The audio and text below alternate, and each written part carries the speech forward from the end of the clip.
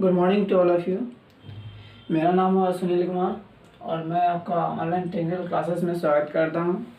हमने पिछले लेक्चर में देखा था प्रिपरेशन ऑफ ब्रिक्स को कैसे बनाते हैं। तो ब्रिक्स का बनाने का प्रोसेस था, उसमें से पहला प्रोसेस था हमारा अनसॉइल। अनसॉइल क्या था? यह एक प्रोसेस था जिसके द्वारा हम टॉप लेयर ऑफ सॉइल को हटाते हैं और फिर जो हमारा लेयर आता है उसमें से हम मिट्टी को निकालते हैं। तो मिट्टी को निकालते हैं तो उसको कहाँ तक निकालते हैं, इसका भी एक प्रोसेस था हमारा डिगिंग। डिगिंग में हमारा लिमिटेशन था, कितना था हमारा 600 mm टू 1200 mm। मतलब क्या है इसका, up to 60 centimetre to 120 centimetre तक हम डिग करके मिट्टी को निकालते हैं। फिर हमने देखा था नेक्स्ट प्रोसेस क्लीनिंग। क्लीनिंग क्या था? यह एक प्रोसेस था जिसके द्वारा हम जितने भी हमारे मिट्टी में इम्प्योरिटीज़ था उसको हम इम्प्योरिटीज़ को बाहर निकालते हैं, तब जो हमारा मिट्टी बचता है उसे हम यूज़ करते हैं। फिर नेक्स्ट हम देखे थे क्लीनिंग के बाद वेदरिंग। वेदरिंग क्या था? यह एक प्रोसेस था जिसके द्वारा हम बाय द वाटर फोर्सेस, पानी से फोर्स मारकर उस मिट्टी पर जितना भी उसका इम्प्योरिटीज़ था, जितने भी उसमें इम्प्योरिटीज़ मिले हुए थे, सभी को इम्प्योरिटीज़ को बाहर निकाल कर फिर जो हमारा मिट्टी है उसे हम एक जगह रखते थे। वेदरिंग के बाद हम नेक्स्ट प्रोसेस देखे थे ब्लेंडिंग। ब्लेंडिंग क्या था? एक प्रोसेस था जिसके द्वारा हम जितना भी हमारा इंग्रेडिएंट्स है उसमें कंपोजिशन सब जो है, कौन कौन सा कंपोजिशन था हमारा? तो हमारे 5 कंपोजिशन थे। पहला था हमारा एल्यूमिनियम, दूसरा था हमारा सिलिकॉन, तीसरा था हमारा लाइम और चौथा था हमारा आयरन ऑक्साइड और नेक्स्ट लास्ट में था हमारा अदर इंग्रेडिएंट्स, जिसमें हमने बताया था मैग्नीशिया और अल्कलीज और अदर इंग्रेडिएंट्स भी आते हैं। ये सारे हमारे कंपोजिशन थे।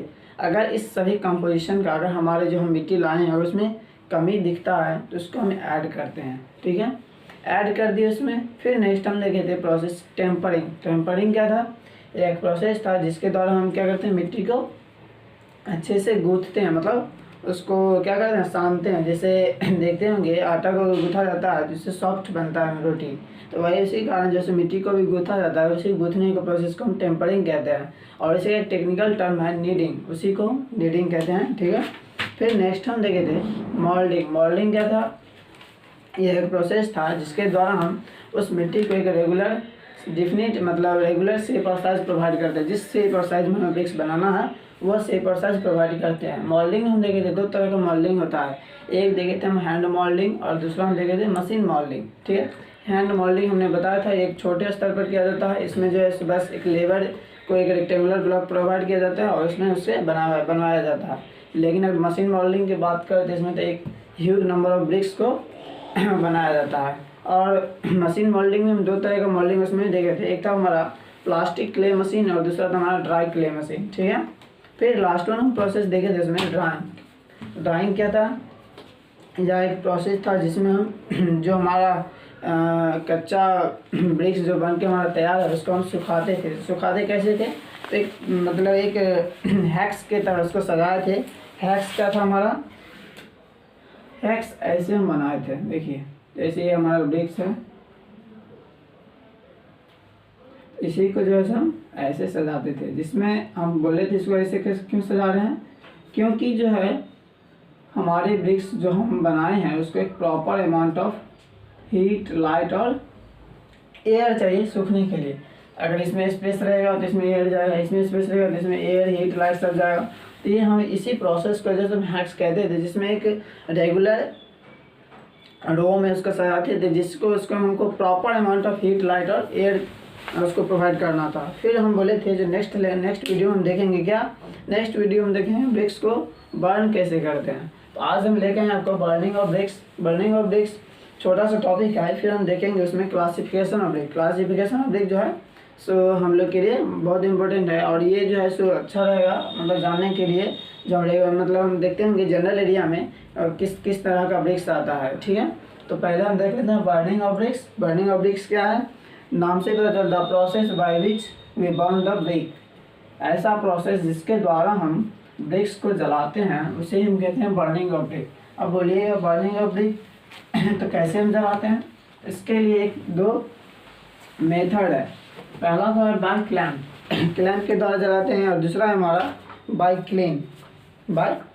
देखिए इसको कैसे जलाते हैं हम? एक तो हम क्या जलाते हैं bye clamp,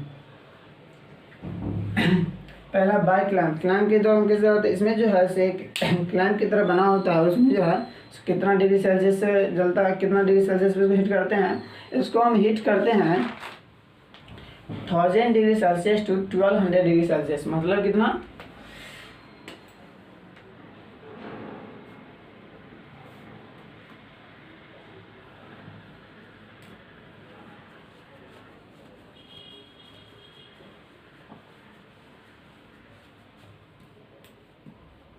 heat up to 1000 degree Celsius to 1200 degree Celsius.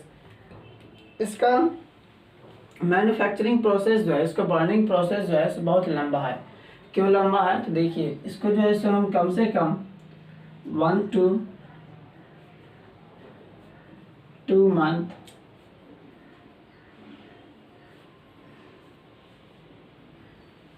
Continue heat करते हैं। फिर इसको हम हीट करके बाहर निकालते हैं। इसको क्या करते हैं हम 1 to 2 मंथ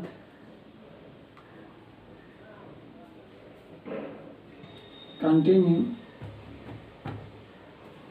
कूलिंग करते हैं, ठीक है। और उसके बावजूद भी इतना लंबा टाइम लेकर भी क्या करते हैं, हमें ये 60% ऑफ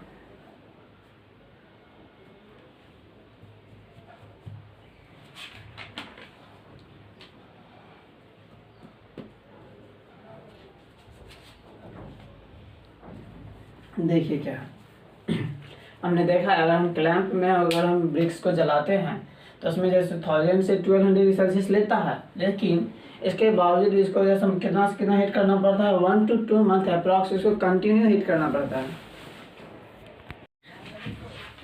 देखिए हमने क्या लिखा है यहाँ पे, burning of brick. Burning of brick क्या होता है, the process by which we burn the brick is known as burning of brick. मतलब क्या हुआ, वह प्रोसेस जिसके द्वारा हम ब्रिक्स को जलाते हैं उसे ही हम कहते हैं बर्निंग ऑफ ब्रिक। अब ब्रिक्स को जलाने का 2 प्रोसेस होगा। 2 प्रोसेस क्या है, पहला तो हमारा बाय क्लैंप मेथड और दूसरा हमारा बाय किल्न मेथड।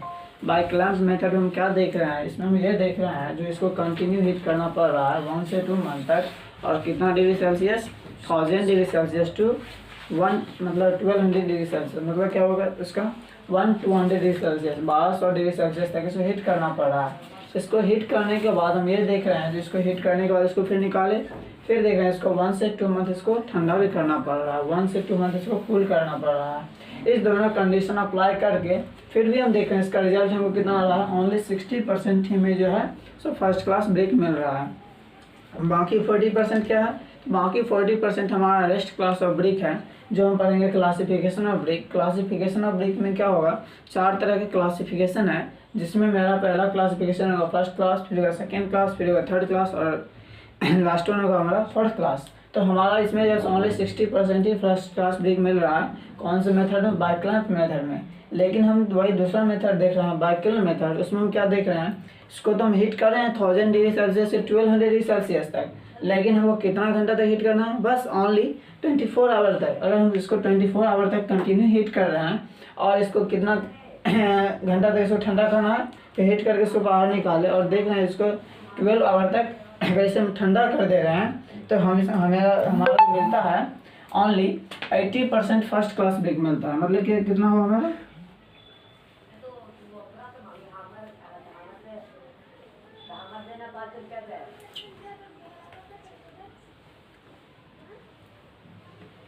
हमारा कितना मिलता है 80% फर्स्ट क्लास ब्रेक है। मतलब क्या, इसके कंपैरिजन में जो है, मतलब बाय क्लैंप मेथड से बाय किल्न मेथड हमारा बहुत अच्छा है, क्योंकि इसमें जैसे हमारा टाइम भी कम ले रहा है और हमारा जो है रिक्वायरमेंट वो ज़्यादा मिल रहा है, हमें बहुत अच्छा रिक्वायरमेंट मिल रहा है। इसलिए जैसे ज़्यादा मेथड यही हमारा अडॉप्ट किया जाता है बाय किल्न मेथड, और ये जैसे बड़े बड़े शहरों में इस मेथड को यूज़ किया जाता है। बाय क्लैंप मेथड में देखिए हमारा क्या उसका डिसएडवांटेज ये है, ये हमारा लंबा टाइम ले रहा है। कितना ले रहा है, 1 से 2 मंथ ले रहा है कंटिन्यू हीट। फिर देख रहे हैं 1 से 2 मंथ जो है हमारा इसको कंटिन्यू कूल भी करना पड़ रहा है, और इसके बावजूद भी जैसे हमें कितना मिलता है, बस हमारा 60% ही जैसे फर्स्ट क्लास ब्रेक मिलता है। लेकिन अगर हम वही बाय किल्न मेथड अडॉप्ट करते हैं, इसमें देख रहे हैं हमें बस 24 आवर हीट करना है और 12 आवर तक इसे बस ठंडा करना है, और इसके यही दोनों कंडीशन से हमें कितना % मिल जाता है, 80% हमें फर्स्ट क्लास ब्रेक मिल रहा है। इससे हमारा 20% ज़्यादा हो गया, तो हमारे लिए बाइक के लिए मेथड अच्छा है। और जो है इसमें 80% हमारा निकल गया और बाकी 20% जो है हमारा रेस्ट ऑफ ब्रेक मिलता है। ठीक है। तो फिर अब हम देखेंगे, क्या देखेंगे, अब हम देखेंगे क्लासिफिकेशन ऑफ ब्रेक। ये तो देखिए फर्स्ट क्लास ब्रेक। अब हमें फर्स्ट क्लास ब्रेक कहाँ से आया ये भी जानना है।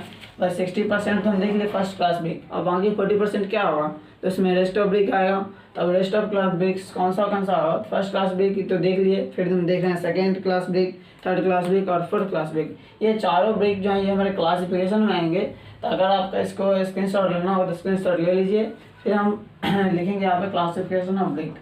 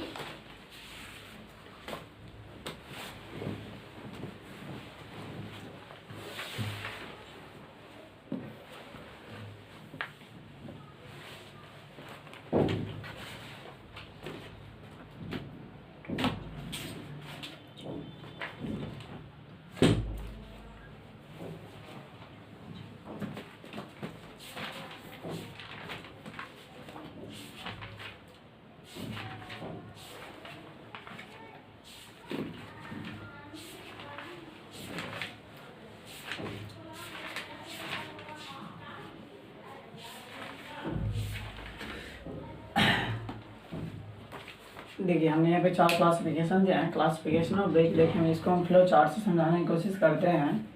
जो पहला हमारा फर्स्ट क्लास ब्रेक है, फिर हम देखें सेकंड क्लास ब्रेक और थर्ड क्लास ब्रेक और लास्ट में फोर्थ क्लास ब्रेक।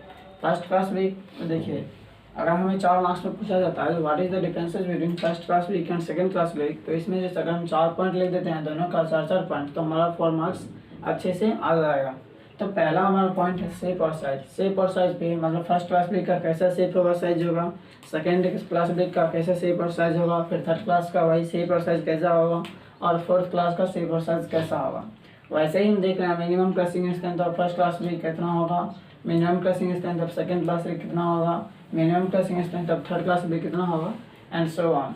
फिर ऐसे ही थर्ड पॉइंट देखेंगे हम वाटर एब्जॉर्प्शन, मतलब क्या है वाटर एब्जॉर्प्शन हमारा फर्स्ट क्लास ब्रेक का कितना होगा, फिर सेकेंड क्लास ब्रेक का वाटर एब्जॉर्प्शन कितना होगा, थर्ड क्लास ब्रेक का वाटर एब्जॉर्प्शन कितना होगा, एंड सो ऑन। फिर हम देखेंगे उसका कलर, फर्स्ट क्लास ब्रेक का कलर कैसा होगा, सेकेंड क्लास ब्रेक का कलर कैसा होगा, थर्ड क्लास ब्रेक का कलर कैसा होगा, ऐसे ही हम कंटिन्यू देखेंगे। तो पहला हम देखते हैं शेप। शेप इसका कैसा होगा, फर्स्ट क्लास ब्रिक है तो नाम से ही पता चला है फर्स्ट क्लास, इसमें कोई भी डिसएडवांटेज नहीं होना चाहिए। तो पहला हम इसका देखेंगे शेप और साइज। इसका शेप जो होगा डेफिनिट शेप होगा, डेफिनिट शेप होगा और definite shape and smooth surface.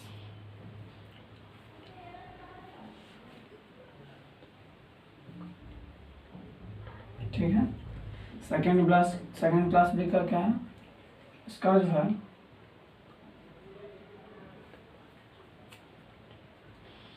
Irregular size और rough surface. Third class brick का क्या है, यह जो है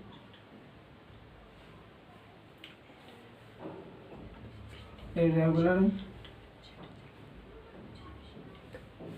शेप और size and slightly burned.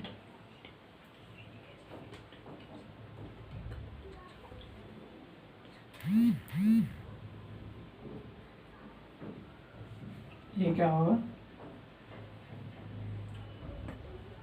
Over burned होगा। फोर्थ क्लास बी का क्या है, इसका भी कोई शेप और साइज नहीं होगा, नहीं इसका कोई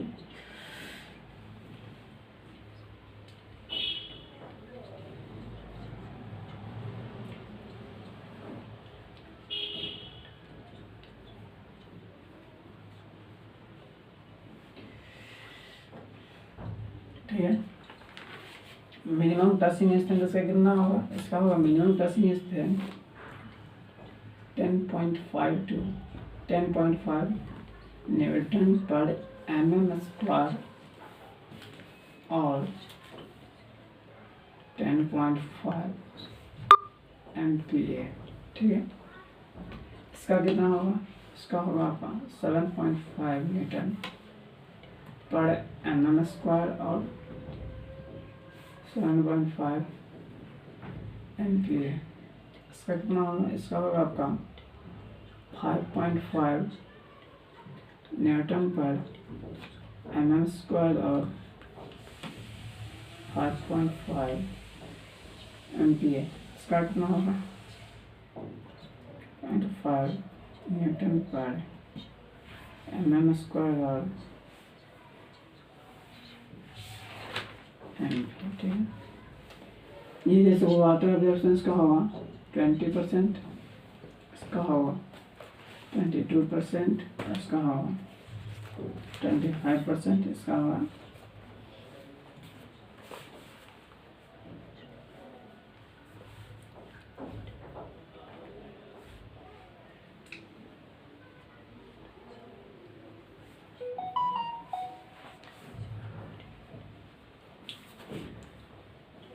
कलर कैसा होगा इसका,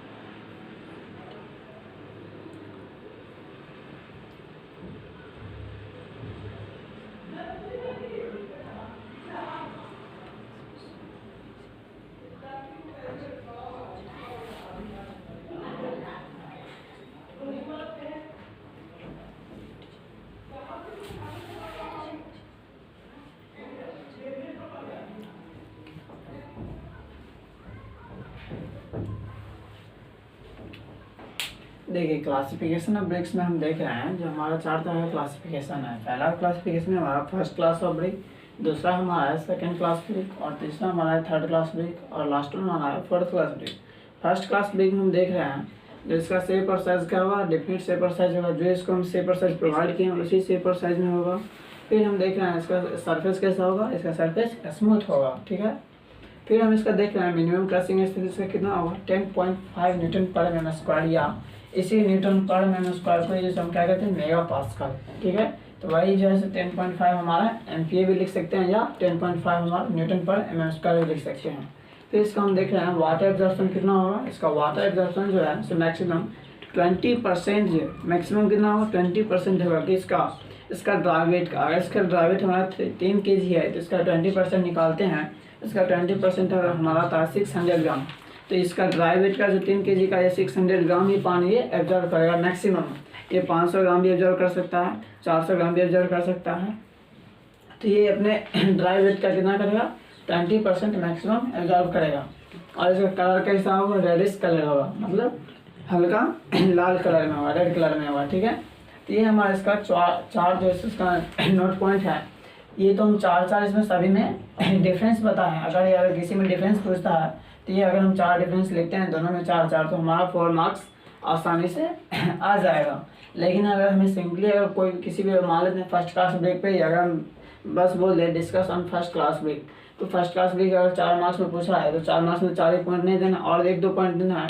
तो इसका एक पॉइंट और होगा, कैसा इसका एक पॉइंट होगा, अगर इस पर हम इसका डेफिनेट शेप और साइज है और स्मूथ सरफेस है, तो अगर इस पर हम कोई भी इम्प्रेशन करना चाहते हैं नेल से, तो इस पर कोई भी इम्प्रेशन नहीं होगा क्योंकि ये फर्स्ट क्लास ब्रेक है, ठीक है। और क्यों नहीं होगा, क्योंकि जो वाटर एब्जॉर्प्शन इसका मैक्सिमम 20%, इससे ज़्यादा ये पानी एब्जॉर्ब नहीं करेगा, और इसका शेप और साइज क्या है, डेफिनिट है, ठीक है। इसलिए इसको कहा जाता है कि इसमें प्रॉपर अमाउंट, इसको प्रॉपर मिक्स से बनाया जाता है, ठीक है।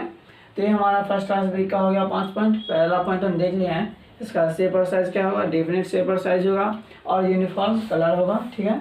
फिर हम देख रहे हैं इसका क्रशिंग स्ट्रेंथ मिनिमम कितना है, 10.5 है, 10.5 न्यूटन पर mm स्क्वायर है, और इसका वाटर एब्जॉर्प्शन है मैक्सिमम 20%, और कलर कैसा है इसका, रेडिश कलर है, ठीक है।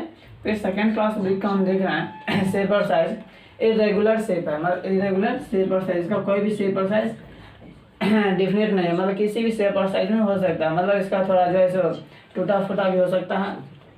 और इसका सरफेस कैसा होगा, रफ सरफेस होगा, और ये कैसा ब्रिक होगा, ओवर बॉन्ड होगा, मतलब ज़्यादा जला हुआ ब्रिक होगा, ज़्यादा जला हुआ ब्रिक होगा ये, ठीक है।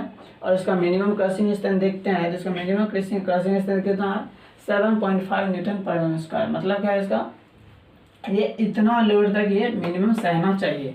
अगर इससे कम सह रहा है तो मतलब ये हमारा सेकेंड क्लास ब्रेक नहीं है। इससे ज़्यादा सहेगा तो ठीक है, लेकिन अगर इससे कम सह रहा है हमारा 7.5 से, मान लेते हैं अगर हमारा 5.5 सह रहा है, तो ये हमारा सेकेंड क्लास ब्रेक नहीं है, ठीक है।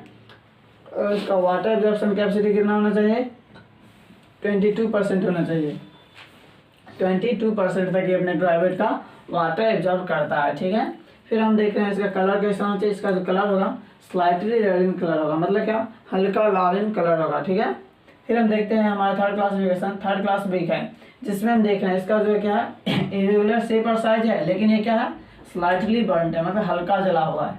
इससे ऊपर हम देखे थे सेकेंड क्लास ब्रेक में जो क्या था हमारा ओवर बर्न था, मतलब ज़्यादा जला हुआ था, लेकिन हम थर्ड क्लास ब्रेक में देख रहे हैं ये स्लाइटली बर्न्ट है, मतलब कम जला हुआ है। और इसका मिनिमम क्रशिंग स्ट्रेंथ कितना है, 5.5 न्यूटन पर mm स्क्वायर है, या 5.5 मेगा पास्कल। फिर हम देख रहे हैं वाटर एब्जॉर्प्शन इसका कितना है, इसका वाटर एब्जॉर्प्शन जो है मैक्सिमम 25% है, मतलब क्या है, इतना तक ये वाटर को एब्जॉर्ब करेगा 25% तक, ठीक है। फिर इसका कलर हम देख रहे हैं, इसका कलर जो है येलोइश इन कलर होगा, मतलब क्या है, पीला जो होगा रंग में इसका पीला होगा, ठीक है।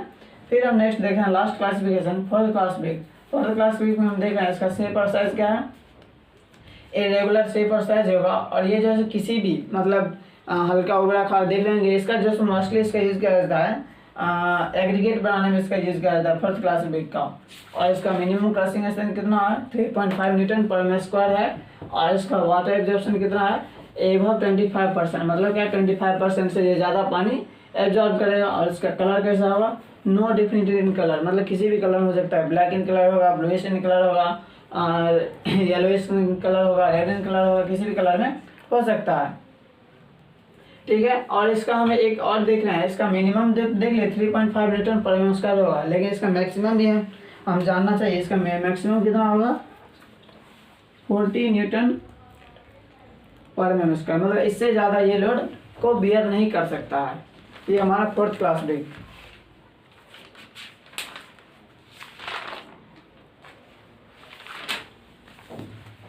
हाँ ठीक है, तो हमारा फर्स्ट क्लास ब्रिक में हम देखें, फर्स्ट क्लास ब्रिक में शेपर साइज क्या होगा, इसका शेपर साइज क्या होगा, डेफिनेट शेपर साइज होगा, मिनिमम क्रशिंग स्ट्रेंथ कितना होगा उसका 10.5 न्यूटन पर एम स्क्वायर होगा, और वाटर एब्जॉर्प्शन कितना होगा 20% होगा, और कलर इसका कैसा होगा रेड कलर होगा।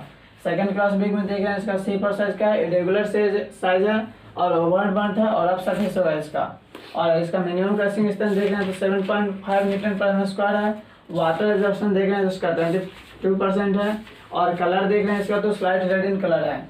और फिर थर्ड क्लास ब्रिक का हम देखना है, शेपर साइज कैसा है, इसका रेगुलर शेपर साइज है और एक ऐसा है स्लाइटली बर्न्ट है। सेकंड क्लास ब्रिक कैसा है, ओवर बर्न्ट है, और थर्ड क्लास ब्रिक क्या हमारा स्लाइटली बर्न्ट है।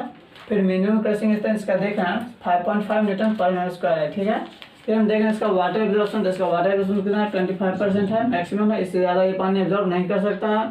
और कलर देख रहे हैं तो इसका येलोइश इन कलर है। फिर हम देख रहे हैं last classification 4th class brick, इसमें इसका शेपर साइज क्या है, रेगुलर शेपर साइज है, और इसका मिनिमम क्रशिंग स्ट्रेंथ कितना है 3.5 न्यूटन पर एम स्क्वायर है, और इसका वाटर एब्जॉर्प्शन कितना है 25% से ज़्यादा पानी एब्जॉर्ब करेगा, और इसका कलर जैसे कोई भी डिफरेंट कलर नहीं होगा। ठीक, तो ये देखिए अगर ये चारों प्रॉपर्टी अगर किसी भी ब्रिक में से पाया जाता है तो उसे हम उस क्लास ब्रिक में रखते हैं। मान लेते हैं अगर इसका हमारा कोई ब्रिक है, उसका मिनिमम क्रशिंग स्ट्रेंथ हमारा 7.5 न्यूटन पर एम स्क्वायर सेटिस्फाई कर रहा है, लेकिन ये वाटर एब्जॉर्प्शन इसका हमें अगर 25% सेटिस्फाई कर रहा है, और साइज इसका ये सेटिस्फाई कर रहा है, और कलर इसका ये सेटिस्फाई कर रहा है, तो ये हमारा सेकंड क्लास ब्रिक नहीं होगा। ठीक है, तो ये हमारा इसका चारों क्लासिफिकेशन था। इसको जैसे हम एक लो चार्ट से समझाने की कोशिश कर रहे थे, और अगर इसका स्क्रीनशॉट लेना चाहते तो स्क्रीनशॉट ले सकते हैं। ठीक है, फिर इसके बाद हम पढ़ेंगे special type of brick. Special type of brick क्या होता है, स्पेशल टाइप्स ऑफ ब्रिक में हम देखेंगे fly ash brick, hollow brick. पहले तो इसका अगर आप स्क्रीनशॉट लेना चाहते हैं स्क्रीनशॉट ले सकते हैं, और इसमें अगर देखिए ये वीडियो जरूर देखिएगा, क्योंकि ये जो है अगर सिविल इंजीनियर के पॉइंट से ये जाना जरूरी है। अगर आप कहीं बिल्डिंग को कंस्ट्रक्शन करने जा रहे हैं तो देखना है जो आपको किस टाइप का आप ब्रिक यूज़ कर रहे हैं, ये नहीं देखना है साइड पे जो कहीं हम थर्ड क्लास का ब्रिक तो नहीं यूज़ कर रहे हैं, तो इसका जो है कितना है इसका देख लीजिए, इसका मिनिमम क्रशिंग स्ट्रेंथ जो है 5.5 न्यूटन पर एम स्क्वायर है, इसलिए जो है हमें ये सब क्लासिफिकेशन में जानना ज़रूरी है। ठीक है, अगर आप स्क्रीनशॉट लेना चाहते हैं स्क्रीनशॉट ले सकते हैं।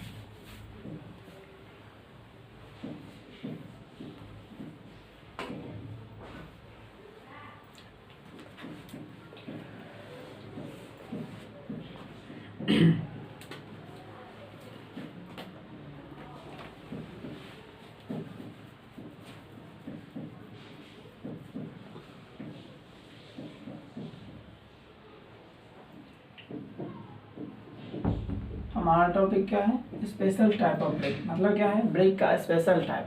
पहला टाइप है हमारा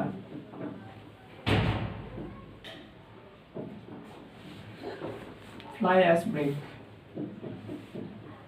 दूसरा हमारा क्या है, दूसरा है हमारा हॉलो ब्रेक। तीसरा हमारा क्या है,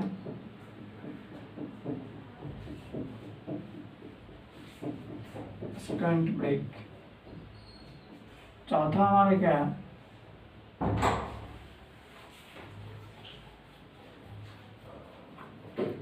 बुलनोज ब्रेक। पांचवा हमारा क्या है,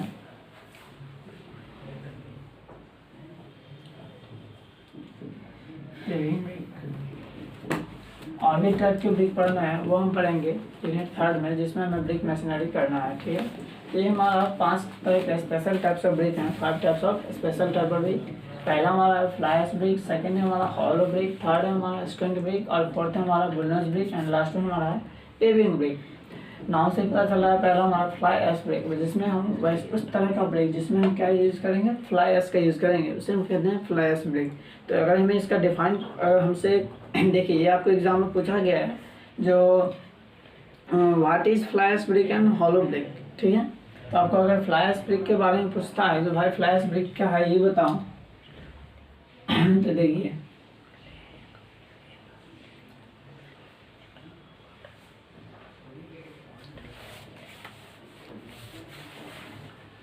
सबसे पहले तो ये क्या चीज़ का बना है, ये फ्लाई ऐश का बना है। ठीक है, और ये कहाँ से प्राप्त होता है, ये हमें प्राप्त होता है कोल को जलाने से।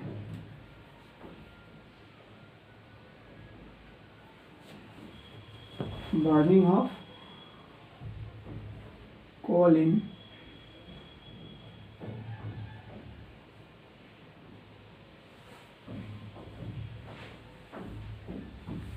ठीक है, burning of coal in thermal power plant. और ये क्या क्या चीज़ को कंटेन करता है, ये जो है, तो सबसे पहले तो हमें एल्यूमिना का परसेंटेज ज़्यादा होगा। ठीक है, फिर क्या होगा, इसमें कैल्शियम का परसेंटेज ज़्यादा होगा, और फिर क्या हमारा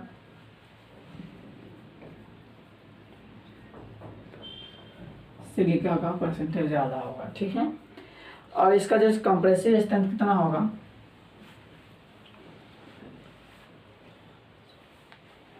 मोर crushing strength then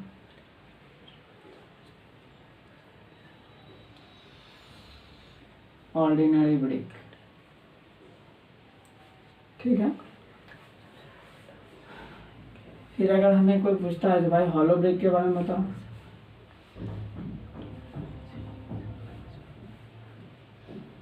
hollow break, तो देखिए, सबसे पहले तो हम ये देखते हैं फ्लाई ऐश ब्रेक क्या है। फ्लाई ऐश ब्रेक वह है जो फ्लाई ऐश का बना होता है। फ्लाई ऐश का वो एक राख होता है जो कोल को जलाने से मिलता है। कोल को कहाँ जलाएंगे, तो जो कोल को हम थर्मल पावर प्लांट में जलाते हैं और जो हमें रेसिड्यू मिलता है, जो हमारा वेस्टेज मटेरियल मिलता है, उसी से जो हम बनाते, जो ब्रिक्स बनाते हैं, उसे हम कहते हैं फ्लाई ऐश ब्रेक।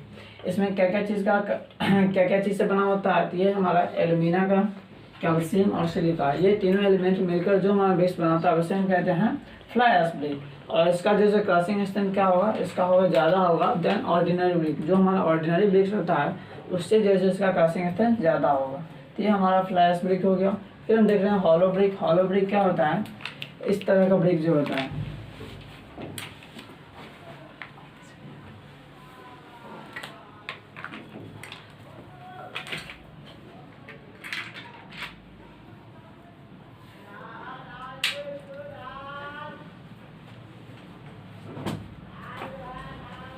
देखिए इस समय इसमें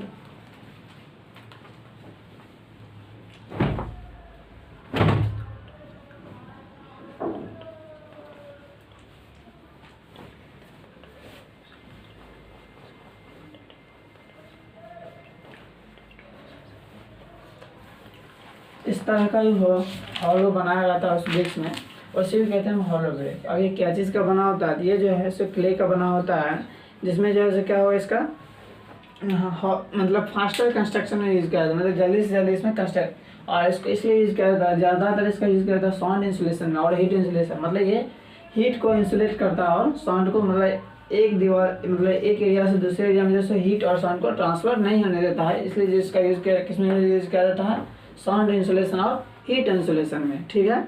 और फिर जैसे इसका कितना ये हल्का होता है, ये मतलब ये 30% लाइटर देन अदर ब्रिक, मतलब जो हमारा स्टैंडर्ड ब्रिक सब है उस सब से ये कितना हल्का होता है, 30%।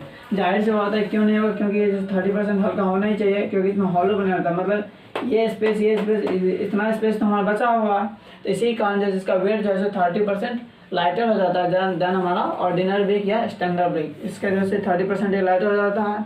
फिर हम देखते हैं क्या है, this can be use on both load bearing and frame structure, मतलब इसका जो है लोड बियरिंग कंस्ट्रक्शन में इसका हम मोस्टली यूज करते हैं। अगर इसका हमारा पॉइंट पूछता है तो सबसे पहले तो हमारा पॉइंट हो जाएगा, it is used in sound insulation और हीट इंसुलेशन। ठीक है। फिर हम देख रहे हैं इसका वेट कितना होगा, it is 30% lighter than ordinary brick. ठीक है। और हम थर्ड पॉइंट क्या देख रहे हैं, इसका थर्ड पॉइंट ये देख रहे हैं जिसका जो कंस्ट्रक्शन किया जाता है किसमें किया जाता है, it is used in load bearing और बॉक्स टाइप कंस्ट्रक्शन। ठीक है। तो ये हमारा, अगर हमें देखिए ये आपको एग्जाम में पूछा भी गया है, स्पेशल टाइप्स ऑफ ब्रिक में 5 तरह का आपका स्पेशल टाइप ऑफ ब्रिक पढ़ना है, और ज़्यादा इस समय कुछ नहीं जानना है, ये तीनों ब्रिक्स के बारे में कुछ नहीं जानना है, बस जानना है इसका डिफाइन क्या होता है, बुलनोज ब्रिक का डिफाइन क्या होता है, पेविंग ब्रिक का कहाँ होता है, स्क्विंट ब्रिक क्या होता है, इस तीनों के बारे में बस आपको डिफाइन जानना है। लेकिन ये तीनों के बारे में बस 2-3 पॉइंट जानना है। पहला पॉइंट तो आपका फ्लैश ब्रिक में हम देख रहे हैं, जो फ्लैश का बना होता है। फ्लैश क्या होता है, यह जो those type of residue which is coming from burning of coal in thermal power plant, जिस कोल को हम थर्मल पावर प्लांट में जलाते हैं और जो हमारा रेसिड्यू मिलता है उसे हम कहते हैं फ्लैश। और फ्लैश में क्या क्या होता है, हमारा एल्यूमिना होता है, कैल्शियम होता है और सिलिका होता है। ठीक है। फिर हम देख रहे हैं नेक्स्ट पॉइंट, जो हमारा इसका क्रशिंग स्ट्रेंथ क्या होगा, ज़्यादा होगा ऑर्डिनरी ब्रिक से। ठीक है। फिर हम देख रहे हैं हॉलो ब्रिक्स। हॉलो ब्रिक क्या है, हॉलो ब्रिक जो है सो इसे जैसे हम यूज़ करते हैं, it is used in sound insulation और हीट इंसुलेशन। इसे जैसे हम किस चीज़ में यूज़ करते हैं, साउंड इंसुलेशन को, साउंड को इंसुलेट करने में और हीट को इंसुलेट करने में। फिर हम देख रहे हैं इसका जैसे वेट जो है सो 30% हल्का होता है देन ऑर्डिनरी ब्रिक, जो हमारा ब्रिक्स होगा फर्स्ट क्लास ब्रिक या सेकेंड क्लास ब्रिक, उससे जैसे इसका 30% वेट ज़्यादा हल्का होगा। फिर हम देख रहे हैं it is used in load bearing और बॉक्स टाइप कंस्ट्रक्शन, जो हमारा लोड बियरिंग स्ट्रक्चर था उसी तरह के हम कंस्ट्रक्शन में इसका यूज़ करते हैं। फिर हम देखेंगे अब 3 तरह के टाइप्स, ये भी इसे हम देख लेते हैं, बस जानना है बस थोड़ा थोड़ा जो क्या होता है ये। ठीक है। अगर आप इसका स्क्रीनशॉट लेना चाहते हैं स्क्रीनशॉट ले सकते हैं।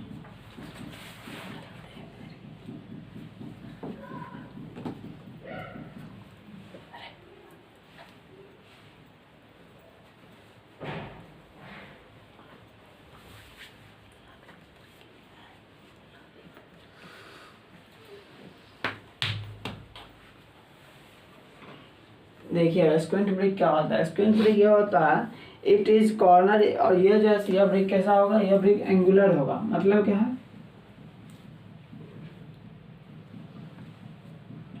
एंगुलर होगा। देखिए